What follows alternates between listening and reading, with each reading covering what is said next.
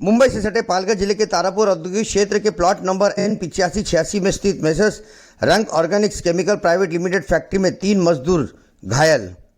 हादसा शुक्रवार का है, जहां पर अचानक आग लगने से 3 कर्मचारी 51 वर्ष के चंद्रकांत बापू घरत, 39 वर्ष के दीपक कार्लेकर और 28 वर्ष का प्रवीण तलपे जलकर जख्मी हो गए।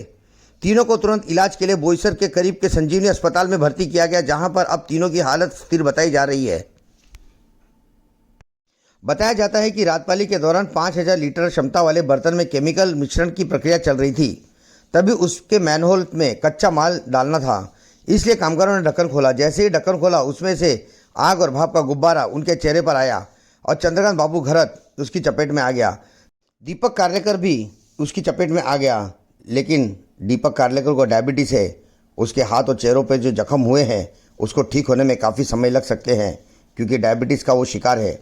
इसी हादसे में प्रवीण तलपे नामक कामगार भी जख्मी हो गया है। तीनों को पास के ही संजीवनी अस्पताल में भर्ती किया गया है।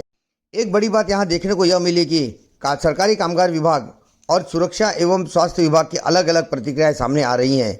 इससे क्या प्रतीक होता है, यह हमें सोचने पे मजबूर कर देता है।